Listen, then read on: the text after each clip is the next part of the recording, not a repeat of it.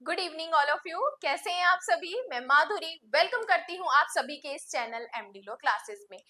आज मैं आपको एफआईआर प्लस कंप्लेंट इन दोनों में डिफरेंस बताने वाली हूँ कि अगर प्रथम सूचना रिपोर्ट या फर्स्ट इंफॉर्मेशन रिपोर्ट या कंप्लेंट में डिफरेंस आता है, चाहे एलएलबी पर्पस से चाहे जुडिशरी पर्पस से या किसी भी अदर एग्जाम के लिए आप एग्जाम फाइट कर रहे हो, तो उसमें अगर ये क्वेश्चन आता है तो आपको अपना आंसर कैसे स्टार्ट करना है, कैसे लिखना है। देखो ध्यान से सुनो, क्वेश्चन क्या आ सकता है।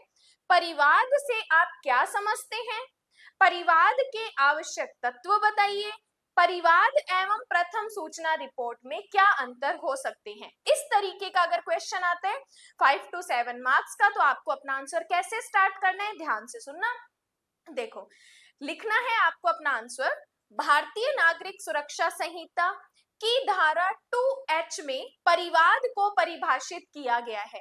अब आप डायरेक्ट देखो 2H निकालो, उसमें परिवाद की डेफिनेशन लाइन 3 या 4 लाइन में दे दी एज अ पैराग्राफ।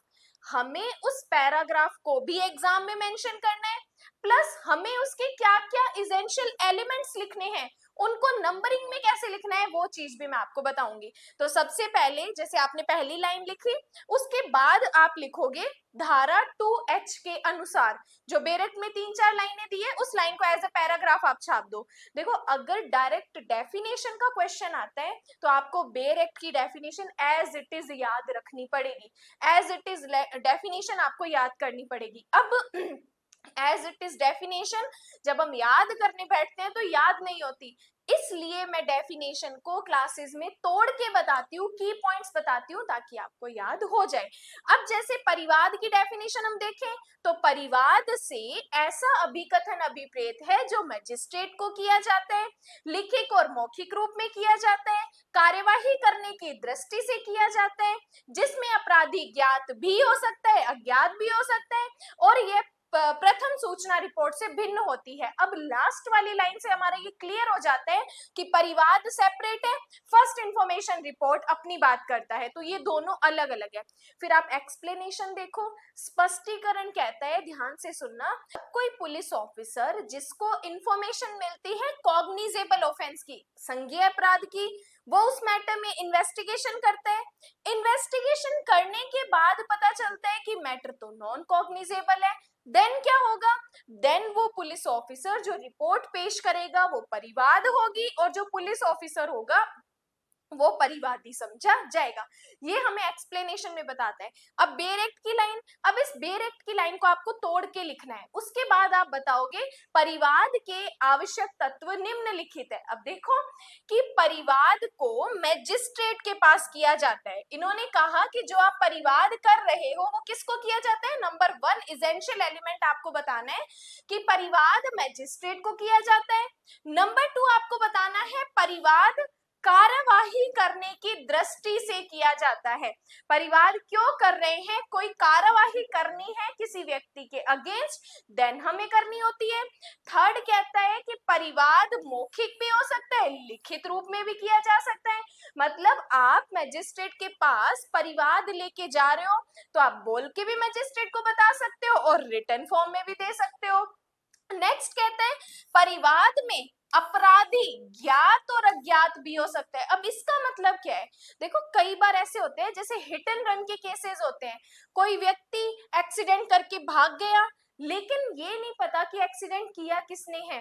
तो यहाँ पर आपको, जैसे आपको पता चला कि एक्सीडेंट हुआ है, आपने जाके मजिस्ट्रेट को इन्फॉर्म कर दिया, कंप्लेंट दे दी। अब यहाँ पे आपको नहीं पता कि अपराध किया किसने है, लेकिन आपको ये पता है कि अपराध तो हुआ है, इसलिए यहाँ पता कि जरूरी नहीं है कि आपको अपराधी के बारे में पता हो तब भी परिवाद हो सकता है। कंप्लेंट में जो ऑफेंडर है, एक्यूज्ड है, वो नोन भी हो सकता है और अननोन भी हो सकता है। अपराधी के बारे में जानकारी होना आवश्यक नहीं है। नेक्स्ट कहते हैं किसी व्यक्ति पर आरोप लगाए जाते हैं। कंप्लेंट में मतलब एक तरीके की शिकायत ही है जो आप डायरेक्ट मजिस्ट्रेट के पास जाके कर रहे हो। तो यहाँ पर मजिस्ट्रेट के पास ऐसे व्यक्ति के विरुद्ध आरोप लगा रहे हो जिसने कोई अपराध किया है।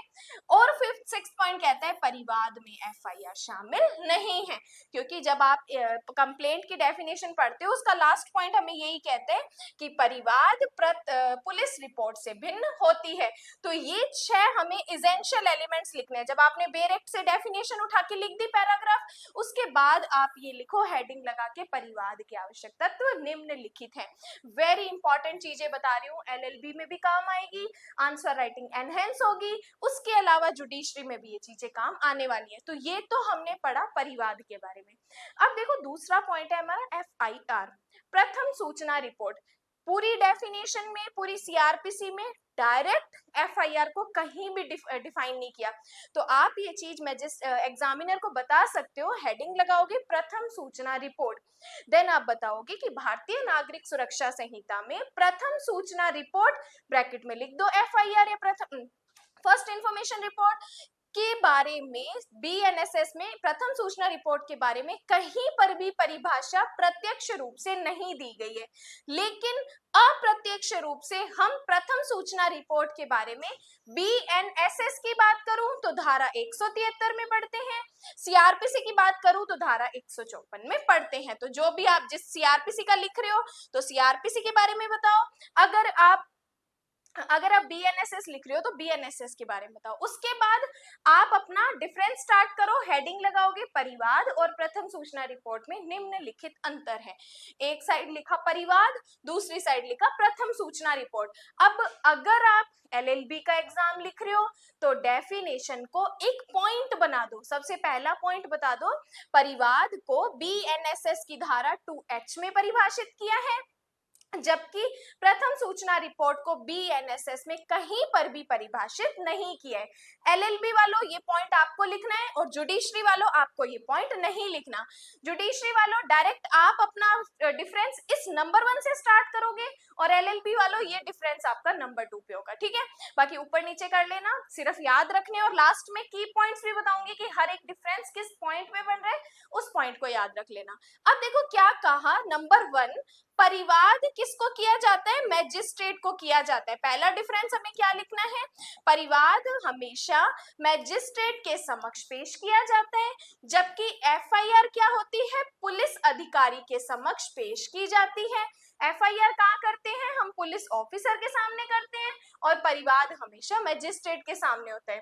दूसरा कहता है परिवाद होने पर मैजिस्ट्रेट द्वारा जांच की जाती है, कि जब कंप्लेंट होती है तो कंप्लेंट या परिवाद होने के बाद मैजिस्ट्रेट क्या करता है, जांच करता है, क्योंकि हमने किसको परिवाद किया है, मैजिस्ट्रेट को किया है।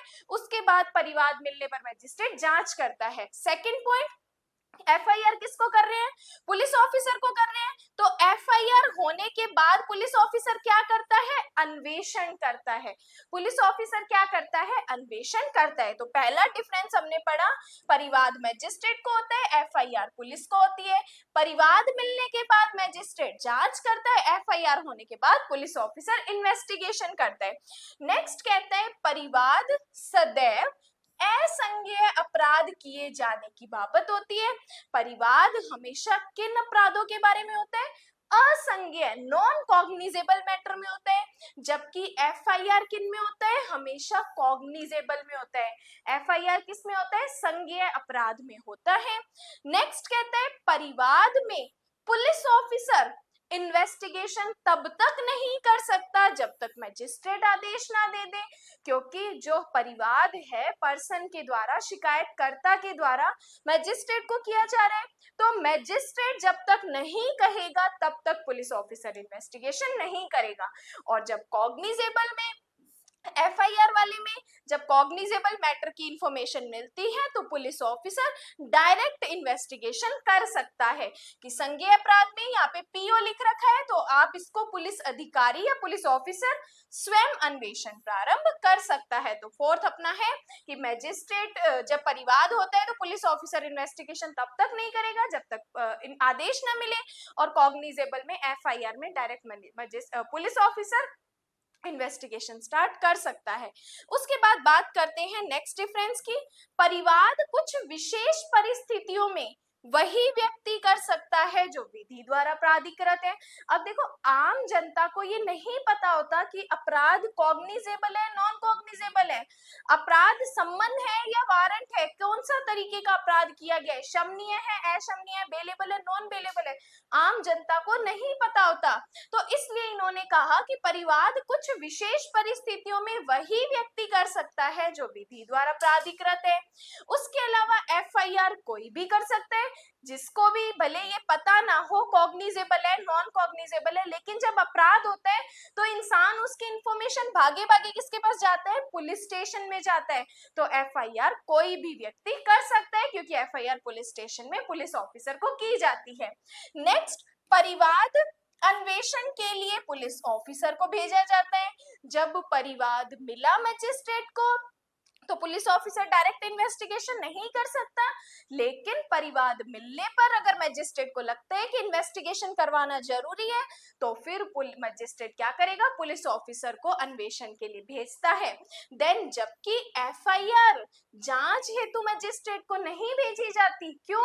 क्योंकि पुलिस ऑफिसर मजिस्ट्रेट को कोर्ट को ऑर्डर नहीं दे सकता। जांच मजिस्ट्रेट अपने स्व विवेकानुसार अपनी डिस्क्रिशनरी पावर पे करता है। तो जब एफआईआर मिली तो पुलिस उसमें इन्वेस्टिगेशन नहीं कर सकता और ना ही जांच हेतु मजिस्ट्रेट को भेज सकता है। वो उसमें इन्वेस्टिगेशन कॉग्निजेबल है तो डायरेक्ट स्टार्ट कर सकता है, अगर अदर नॉन कॉग्निजेबल है तो मजिस्ट्रेट का ऑर्डर लेना होता है। उसके बाद कहते हैं परिवाद पर जांच के पश्चात मजिस्ट्रेट संज्ञान लेता है कि जब परिवाद किया तो उसके बाद मजिस्ट्रेट क्या करता है, उस मैटर में कॉग्निजेंस लेता है। अगर इन्वेस्टिगेशन जरूरी है तो इन्वेस्टिगेशन के लिए कहेगा, अगर नहीं है तो डायरेक्ट कॉग्निजेंस लेगा। अब कॉग्निजेंस का मतलब, संज्ञान का मतलब होता है कि मैजिस्ट्रेट सारा मैटर देखता है, अपना जुडिशियल माइंड अप्लाई करता है कि इस मैटर में प्राइमा फेसिया क्या बन रहा है, अपराध बन रहा है या नहीं बन रहा है। जबकि एफआईआर में इन्वेस्टिगेशन के पश्चात आरोप पत्र प्रस्तुत होता है कि जब एफआईआर होती है उसके बाद इन्वेस्टिगेशन हुआ तो उसके बाद क्या होता है, मैजिस्ट्रेट को चार्ज पत्र पेश करना होता है, आरोप पत्र प्रस्तुत होता है। तो ये हमारे कुछ डिफरेंसेस मैंने आपको बताए हैं